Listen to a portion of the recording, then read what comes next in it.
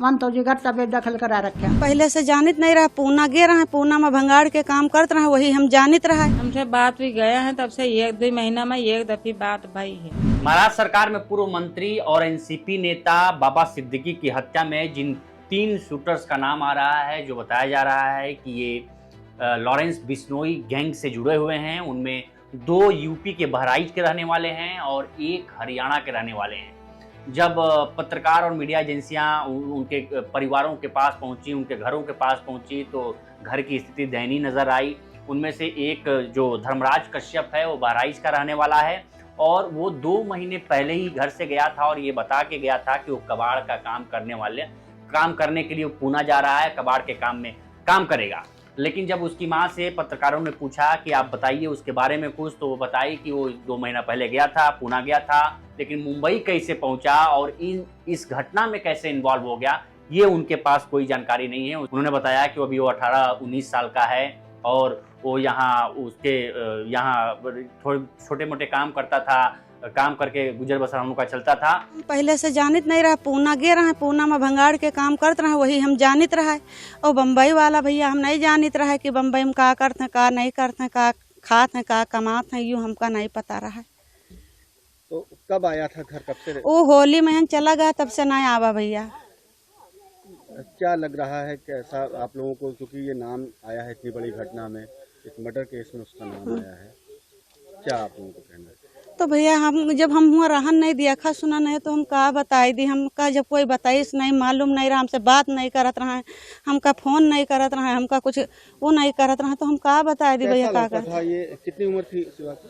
अरे कम से कम 18 साल तो हो गई करी। और उसके बाद से यही हाल शिव कुमार गौतम और उर्फ शिवा का नाम है, जो अभी फरार चल रहा है, जिसको बताया जा रहा है कि शिवा अभी फरार चल रहा है। जिन 2 लोगों की गिरफ्तारी हुई है और जिन 2 लोगों को पुलिस ने हिरासत में लिया है, उसमें धर्मराज कश्यप और एक हरियाणा के कैथल का रहने वाला गुरमैल बलजीत सिंह है।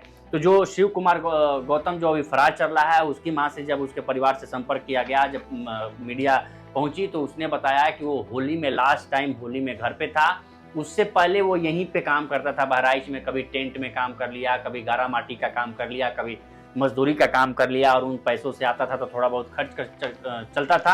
अरे भैया कौन में छोड़ाई लिया उनका, और का बताई हम कहाँ चले। कहाँ कितने दिन से रहता था? 1-2 महीना भय गए रहे, कबाड़ के काम करे हमसे बताई के गए रहे। अब वहाँ कुछ भी करे साहब, हमका का पता कोई कहाँ पे काम करता था? पूना गए रहे हमसे बताई के।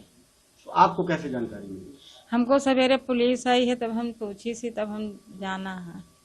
तो कब से बात नहीं हो पाई थी? हमसे बात भी गया है, तब से 1-2 महीना में एक दफी बात भई है, और न पैसा कौड़ी भेजे और न बात करा। तो पहले क्या यहाँ भी कोई लड़ाई झगड़ा झंझट में कुछ नहीं होत रहा साहब, हमारे लड़के नीक रहे, कहूँ लड़ाई झगड़ा नहीं करत रहे। यही हाल हरियाणा के कैथल से जो तीसरा आरोपी है गुरमैल बलजीत सिंह, उसको भी लेके उनकी दादी ने कहा कि हमने उसको घर से बेदखल कर रखा है ऑलरेडी, बहुत पहले से ही हमारा परिवार से उससे कोई संबंध नहीं होता है।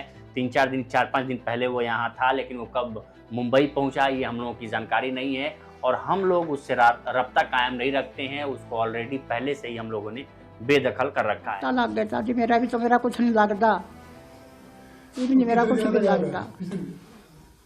कितने दिनों तक नहीं है यहाँ पे काम में? उन्हें तो 3-4 दिन हो गए, उसका गई ना उसके फोन आंदे ना उसका कुछ आंदा। मन तो जिगर तबे दखल करा रखा। 10-11 साल हो गए, सकड़ी मरो, सकड़िया मरा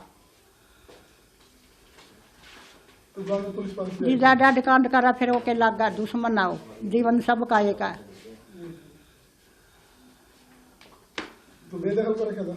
हाँ बेदखल कर रखा था? हाँ, बेदखल करा रखा जी। मन तो घर में कोई मतलब नहीं था उसका? मन इतना सुनता कोई घर नहीं में कोई थी मतलब नहीं था उसका? ना, कोई मतलब नहीं ना। हमारे पास फोन आन दे ना, हमारे जान दे ना, फोन रख दे।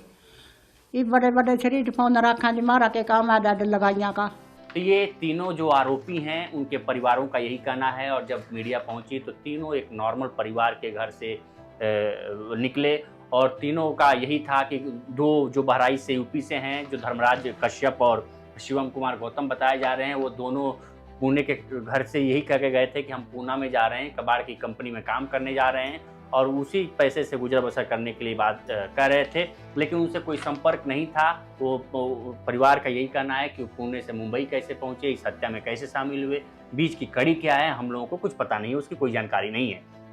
यही हाल कैथल के हरियाणा का था, उन लोगों ने भी यही कहा। तो ये पूरी तीनों आरोपियों और तीनों हत्यारों की जो बाबा सिद्दीकी की मर्डर केस में जो लॉरेंस बिश्नोई गैंग के बताए जा रहे हैं, उन्होंने कहा है। इसको लेके एक पोस्ट भी शेयर की जा रही है, एक पोस्ट भी आ रही है जो लॉरेंस बिश्नोई गैंग ने अपने इस हत्या को लेकर स्वीकारा है कि वो ये हत्या बाबा सिद्दीकी की हत्या उसने खुद की है। इसमें दाऊद इब्राहिम से लेके कई लोगों का, अनूप कैथल से लेके अनूप का भी एक नाम सामने आ रहा है कि उसमें ये भी बताया गया है, उस पोस्ट में लिखा गया है कि इसमें सलमान ने बिश्नोई के भाई को मारने में मदद पहुंचाई थी, इसलिए ये हुआ है।